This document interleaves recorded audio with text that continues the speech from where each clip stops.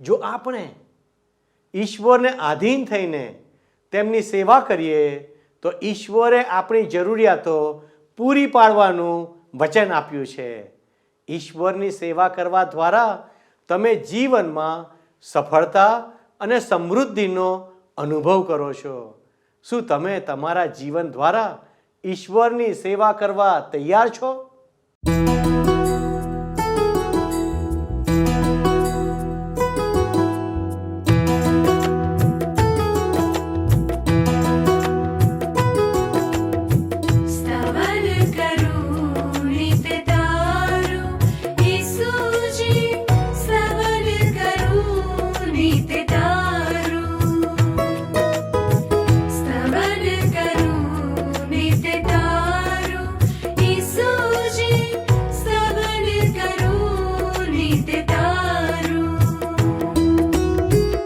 आज सवारे साद सुनी तो आज सवारे साद सुनी तो महिमा करूं प्रभु तारो, महिमा करूं प्रभु तारो, स्तवन करूं नित तारो.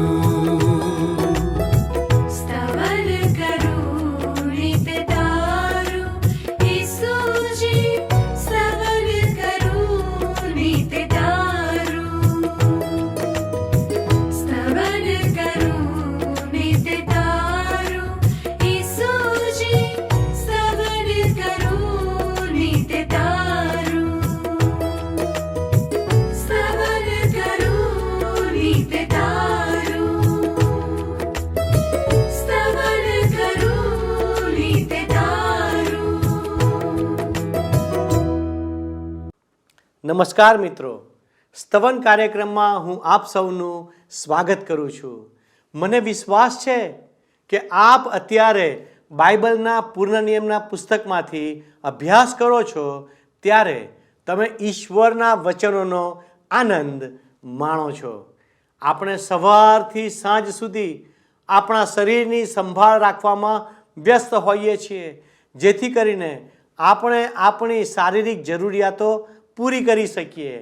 પણ માણસ એકમાત્ર એવું સજીવ પ્રાણી છે કે જેનામાં ઈશ્વરે પોતાનો આત્મા મૂકેલો છે, અને તેથી જ્યારે તેમના આ આત્માનું પોષણ થતું નથી ત્યારે ઈશ્વર દુઃખી અને ચિંતિત થઈ જાય છે. આ અભ્યાસથી તમારી અંદર રહેલા આત્માને મદદ મળશે. ઈશ્વરની આજ્ઞાઓ અને નિયમો કે વિધિઓ આપણને સંતોષ અને આશા આપે છે. આપણે આજે ઇઝરાયલને ઈશ્વરે આહાર સંબંધી આપવામાં આવેલી વિધિઓ અને નિયમો વિશે અભ્યાસ કરીશું. ધાર્મિક નિયમો કરતાં આ નિયમો સ્વાસ્થ્ય માટે વધુ ફાયદાકારક લાગે છે. તમને જાણીને નવાઈ લાગશે કે આ બાબતને કારણે યહૂદીઓનું સરેરાશ આયુષ્ય હજુ પણ વિશ્વના કોઈ પણ દેશ અથવા જાતિના લોકો કરતાં વધુ છે. આજના અભ્યાસમાં તમને આ વિશે વધુ જાણકારી મળશે. તેનાથી સાબિત થાય છે કે બાઇબલ ઈશ્વરનું સત્ય વચન છે, અને તે કોઈ પણ ધર્મ માટે નહીં પરંતુ માનવ જીવનના હિત માટે લખાયેલું છે. આજના અભ્યાસમાં આપણે તે વિધિઓ વિશે અભ્યાસ કરીશું. જો આપણે ઈશ્વરની સેવા કરીશું તો ઈશ્વર પોતાના લોકોને સમૃદ્ધિ આપવાનું વચન આપે છે. તેથી આજનો અભ્યાસ ખૂબ જ રસપ્રદ અભ્યાસ છે, તેથી તેને ધ્યાનપૂર્વક નિહાળશો. પ્રિય મિત્ર, આજે મિત્ર આપણે પુનર્નિયમના પુસ્તકનો 14મો અને 15મો એમ 2 અધ્યાય જોવા માંગીએ છીએ. જો તમારી પાસે બાઇબલ હોય તો કૃપા કરીને તમારી સમક્ષ પુનર્નિયમનું પુસ્તક 14મો અધ્યાય ખુલ્લો રાખો. વારું તમે જોશો મિત્ર તો પુનર્નિયમના પુસ્તકના 14મા અધ્યાયમાં ઇઝરાયેલી લોકોના આહારની વાત કરવામાં આવી છે. પ્રથમ 2 કલમ જોઈએ. પુનર્નિયમનું પુસ્તક 14મો અધ્યાય પ્રથમ 2 કલમો. તમે યહોવા તમારા દેવના છોકરા છો તમે મુએલાને લીધે તમારા અંગ પર ઘા ન પાડો ને તમારી આંખોની વચ્ચે ન મુંડાઓ. બીજી કલમ, કેમ કે તું યહોવા તારા દેવની પવિત્ર પ્રજા છે ને પૃથ્વીની સપાટી પરની સર્વ દેશ જાતિઓમાંથી તને યહોવાએ પોતાની ખાસ પ્રજા થવા સારું પસંદ કર્યો છે. હવે એ દિવસોમાં મિત્ર આધ્યાત્મિક અંધકારમાં જીવતી મૂર્તિપૂજક લોક જાતિઓનો આવો રિવાજ હતો. એ એમના ધર્મનો અને એમની પૂજા ભક્તિનો એક ભાગ હતો. પ્રથમ 2 કલમમાં દર્શાવવામાં આવી છે એ બધી બાબતો. ઈશ્વરના લોકે આવું ક્યારેય કરવાનું નહોતું.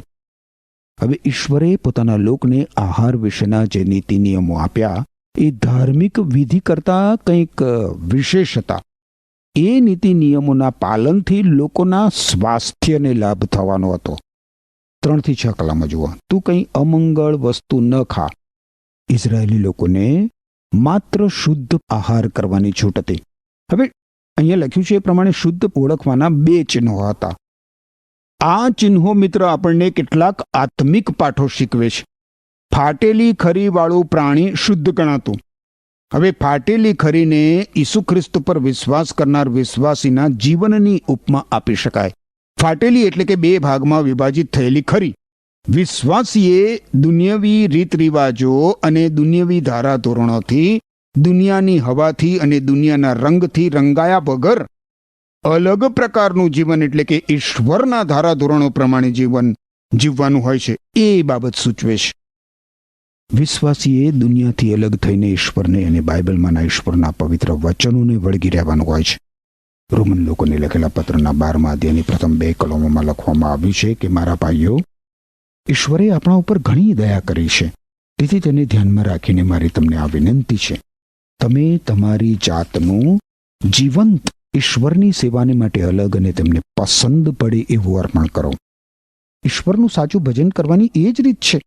આ દુનિયાના ધોરણને અનુસરો નહીં, પણ ઈશ્વરને તમારા મનનું પૂરેપૂરું બદલાણ કરીને તમારું આંતરિક રૂપાંતર કરવા દો.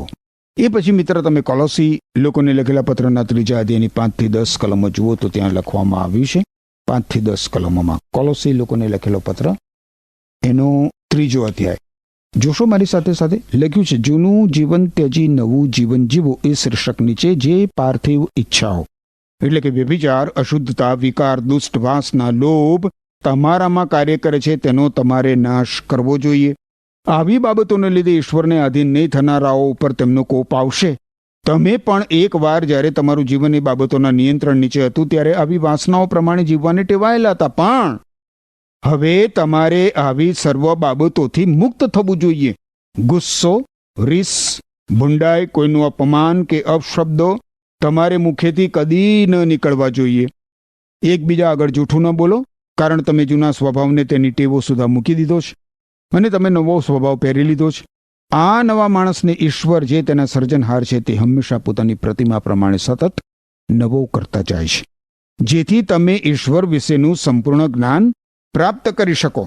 હવે મિત્ર, શુદ્ધ પ્રાણીઓનું જે બીજું નિશાન છે એ લોકો ખોરાક વાગોળે છે એ છે.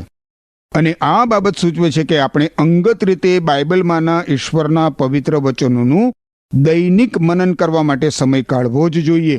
બાઇબલમાં ગીતશાસ્ત્રના જ પુસ્તકના 119મા અધ્યાયની 97મી કલમ જુઓ તો લખ્યું છે કે હે ઈશ્વર, હું તારા નિયમ ઉપર કેટલો બધો પ્રેમ રાખું છું, આખો દિવસ તેનું જ મનન કરું છું. હવે આપણે 9મી અને 10મી કલમ જોઈએ. પુનર્નિયમનું પુસ્તક 14મું અધ્યાય શું કહે છે? સર્વ જળચર પ્રાણીઓમાંથી તમારે જે ખાવા તે આ છે, જેમને ભીંગડા તથા પર હોય તે સર્વને તમે ખાઓ, અને પર તથા ભીંગડા વગરનું જે હોય તે તમે ન ખાઓ, તે તમારે માટે અશુદ્ધ છે. જળચર પ્રાણીઓને પણ ભીંગડા અને પર હોવા જોઈએ. હવે આ પછી શુદ્ધ અને અશુદ્ધ પક્ષીઓની યાદી આપવામાં આવી છે. 11 થી 19 કલમો જોશો. આ કલમોમાં આપેલા પક્ષીઓ અશુદ્ધ છે મિત્ર.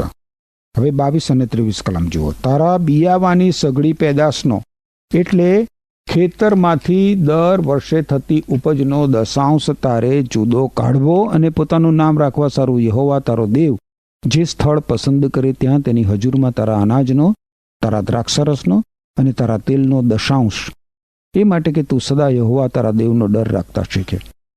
ઈશ્વરના લોક જો ઈશ્વરને આધીન થાય અને તેમની સેવા કરે તો તેમને ભૌતિક આશીષો આપવાનું ઈશ્વરે અભય વચન આપ્યું છે. એ આશીર્વાદોમાંથી ખેતરની ઉપજ અને ઢોરઢાંખમાંથી તેમણે ઈશ્વરને 10મો ભાગ આપવાનો હતો. આરાધના ભક્તિ કરવાના સ્થળે તેમણે આ દશાંશ ઈશ્વર આગળ ખોરાક તરીકે ખાવાનો હતો. હવે આ બાબત તો ઈશ્વર સમક્ષ એક વિશિષ્ટ પર્વ સમાન હતી મિત્ર. હવે 25મી અને 26મી કલમ જુઓ. તો તારે તે વેચી નાખવું ને તે નાણાંની ટોપલી તારા હાથમાં લઈને યહોવા તારો દેવ જે સ્થળ પસંદ કરે ત્યાં જવું, અને તારું દિલ ચાહે તે ખરીદવા માટે તારે તે નાણાં ખર્ચવા, એટલે વાછરડાઓને સારું કે ઘેટાને સારું કે દ્રાક્ષારસને સારું કે મધને સારું કે જે કંઈ તને પસંદ પડે તેને સારું, ને ત્યાં યહોવા તારા દેવની આગળ તારે ને તારા કુટુંબે તે આનંદ કરવો. જે ઇઝરાયેલી લોકો ઈશ્વરના મંદિરથી બહુ જ દૂર રહેતા હોય અને એમની ઉપજનો અને એમના ઢોરઢાંખનો દશાંશ ઈશ્વરના મંદિરે લાવવો એમના માટે મુશ્કેલ હોય, તો એમણે એ બધું વેચી દઈને એના પૈસા ઉપજાવી લેવા, અને જ્યારે એ લોકો ઈશ્વરના મંદિરે આવે ત્યારે એ પૈસામાંથી ઈશ્વરને અર્પણ કરવા માટે ચીજ વસ્તુઓ ખરીદી શકે. 28મી કલમ. દર 3 વર્ષે અને તે વર્ષની તારી સઘળી ઉપજનો દશાંશ કાઢી લાવીને તારા ઘરમાં તારે સંગ્રહ કરવો. હવે મિત્ર, જો તમે ઈશ્વરના નિયમને બરાબર રીતે તપાસો તો તમને દેખાશે કે ઇઝરાયેલી લોકો 3 દશાંશ આપતા હતા. 3 દશાંશ. આનો અર્થ એ થયો કે એમની આવકનો 10% ભાગ નહીં, પણ 30% ભાગ એ લોકો ઈશ્વરને અર્પણ કરતા હતા. 29મી કલમ છે, જુઓ તમે, છેલ્લી કલમ. અને તારા ઘરમાં રહેનાર લેવી કે જેને તારી સાથે ભાગ કે વારસો મળ્યો નથી, તે તથા પરદેશી તથા અનાથ તથા વિધવા આવે ને ખાઈને તૃપ્ત થાય, એ સારું કે જે કામ તું કરે છે તે સર્વમાં યહોવા તારો દેવ તને આશીર્વાદ આપે. લેવી લોકો ઇઝરાયેલી લોકો માટે આત્મિક સેવા કરતા હતા, અને એટલે ઈશ્વર ઈચ્છતા હતા કે તેમની કાળજી લેવામાં આવે. હવે આ સાથે ઈશ્વરે ગરીબો અને અનાથો માટે પણ જોગવાઈ કરી હતી. ખેર, આપણે મિત્ર હવે પુનર્નિયમના પુસ્તકનો 15મો અધ્યાય જોઈએ. 15મા અધ્યાયમાં ઈશ્વરનો ગરીબો માટેનો કાર્યક્રમ આપવામાં આવ્યો છે, અને આ સાથે આ અધ્યાયમાં કાયમી ગુલામ માટેનો પણ વિભાગ છે.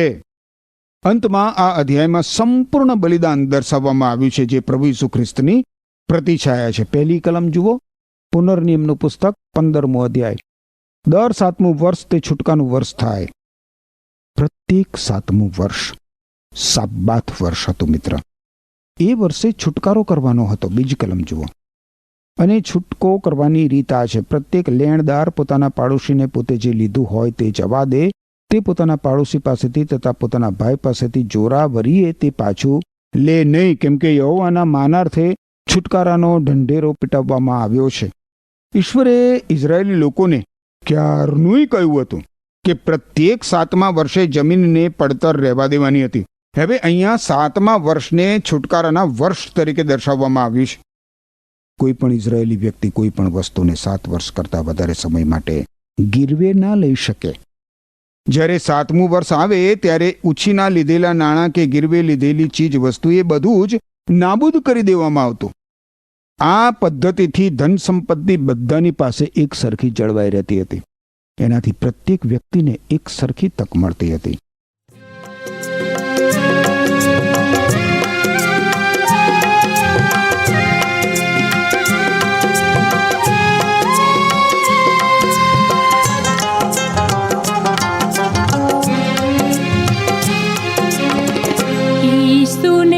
शरणे जाऊं प्रभु यीशु ने शरणे जाऊं, यीशु ने शरणे जाऊं प्रभु यीशु ने शरणे जाऊं.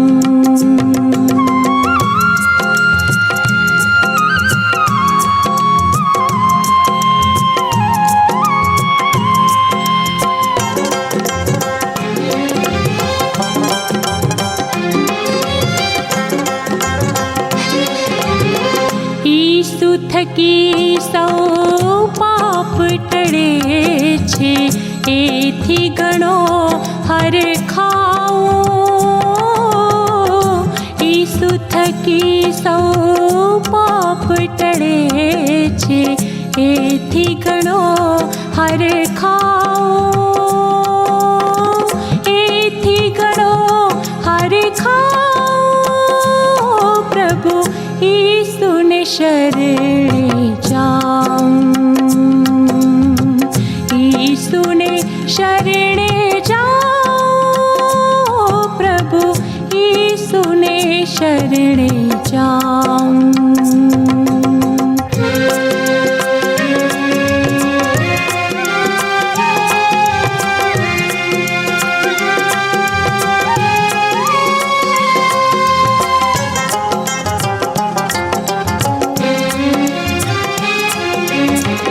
महादयाळु छे प्रभु यीशु, ते परवारे वारे जाओ। महादयाळु छे प्रभु यीशु, ते परवारे वारे जाओ, ते परवारे वारे जाओ, प्रभु यीशु ने शरणे जाऊं, यीशु ने शरणे जाऊं, प्रभु यीशु ने शरणे जाऊं।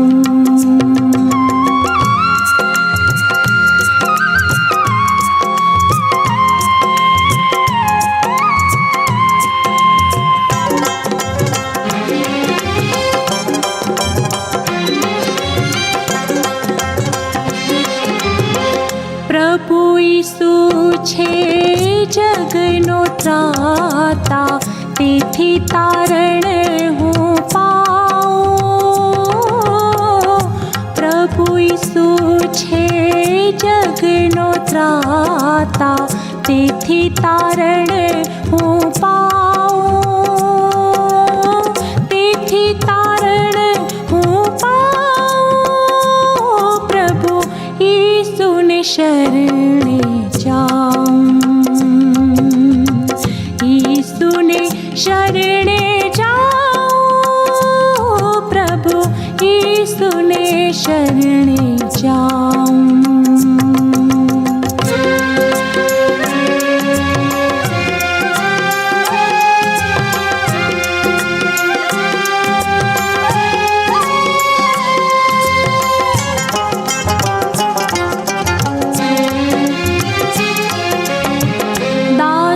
कहे जो यीशु विनानो, तो निश्चय उदास थाओ।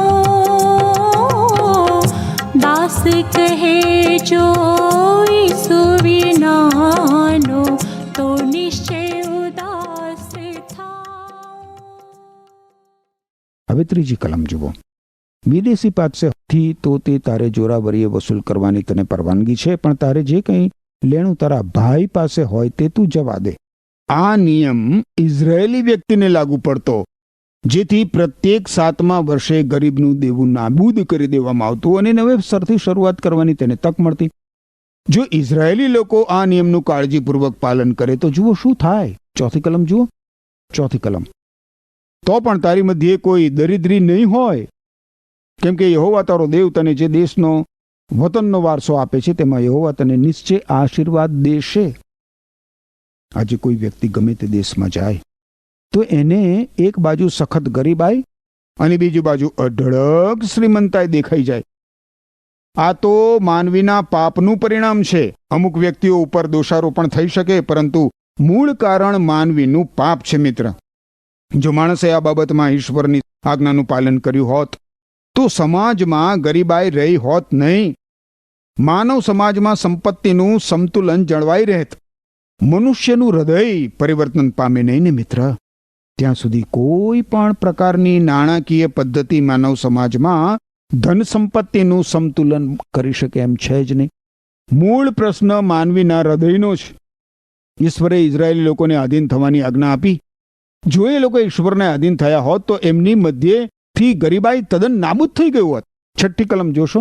કેમ કે તને આપેલા વચન પ્રમાણે યહોવા તારો દેવ તને આશીર્વાદ દેશે અને તું ઘણી દેશ જાતિઓનો લેણદાર થશે, પણ તું દેણદાર થશે નહીં. અને તું ઘણી દેશ જાતિઓ પર અમલ ચલાવશે, પણ તેઓ તારા પર અમલ નહીં ચલાવે.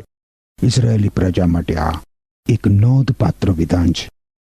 એ સાચું છે મિત્ર કે ઘણા બધા યહૂદી નાણાં ધીરનારાઓ દુનિયામાં ઘણી બેંકો એમણે સ્થાપી છે, ઘણા દેશોને નાણાકીય એમણે મદદ કરી છે.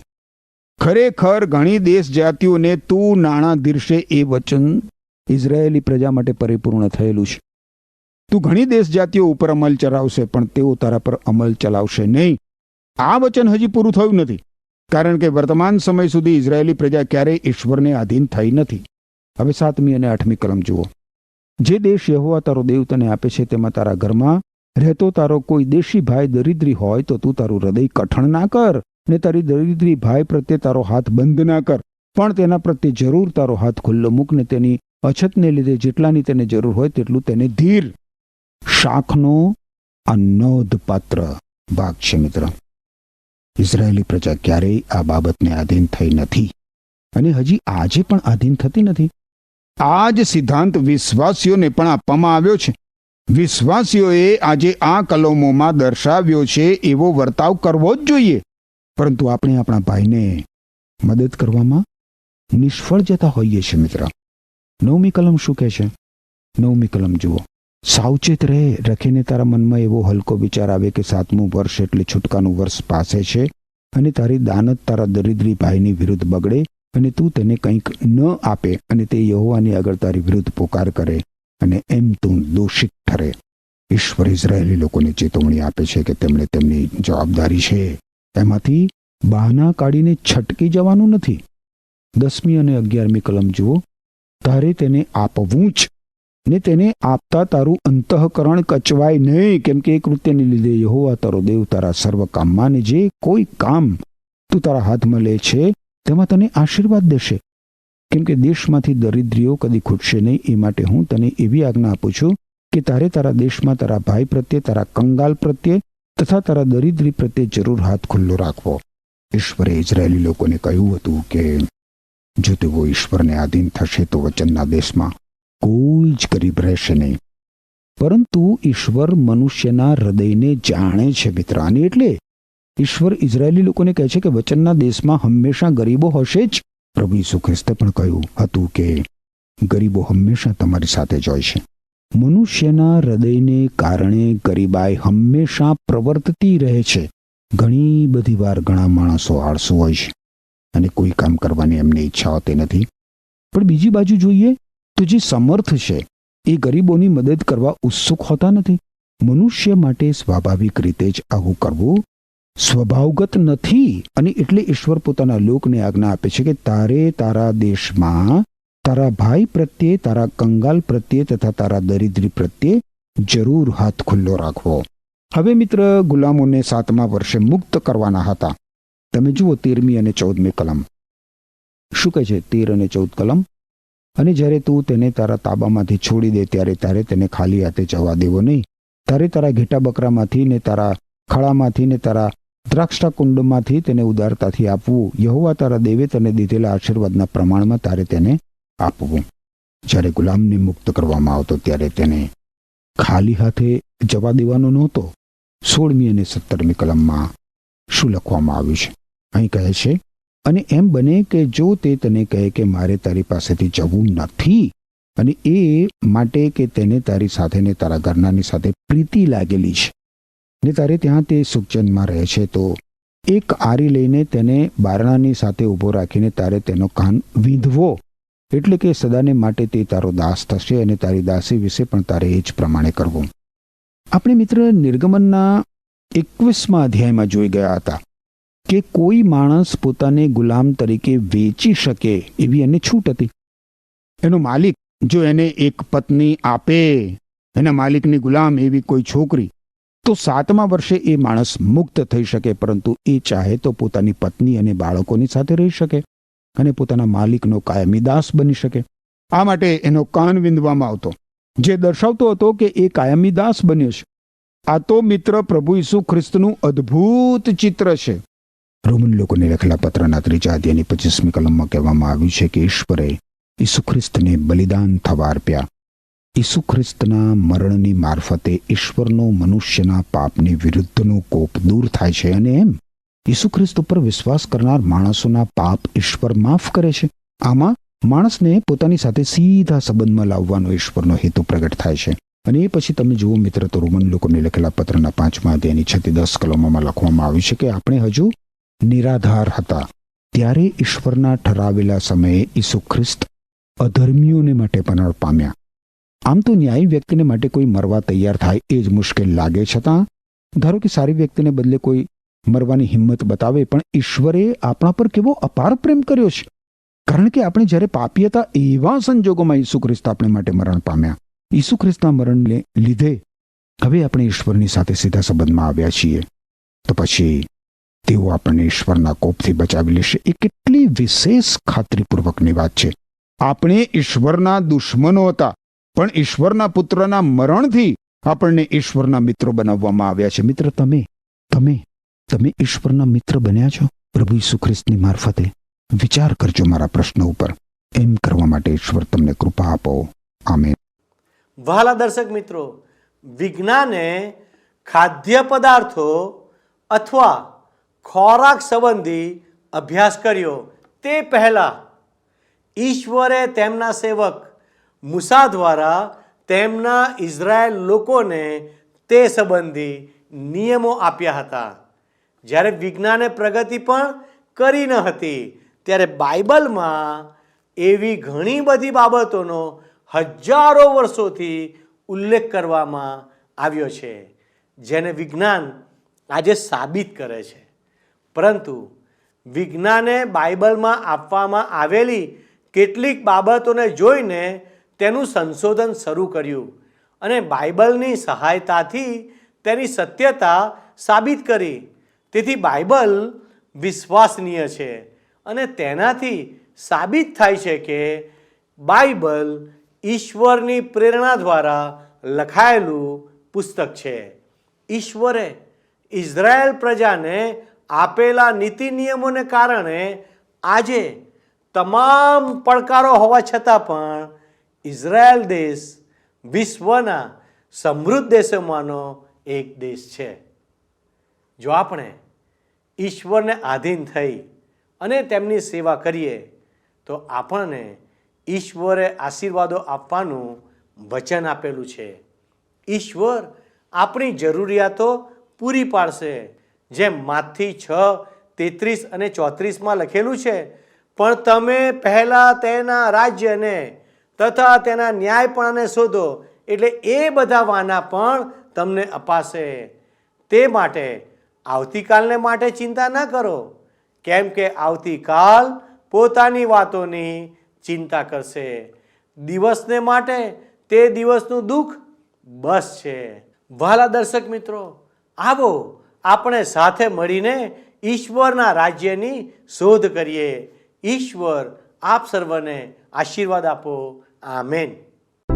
મિત્રો, ગત કાર્યક્રમના પ્રશ્નનો જવાબ છે યરુશાલેમ. આજનો પ્રશ્ન: પ્રત્યેક 7મું વર્ષ કયું વર્ષ ગણાતું?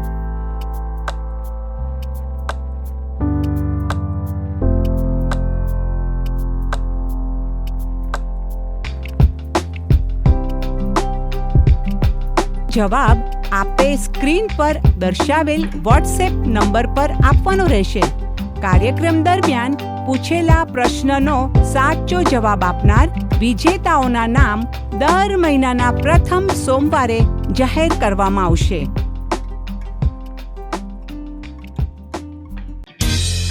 શું તમને આ કાર્યક્રમ ગમ્યો?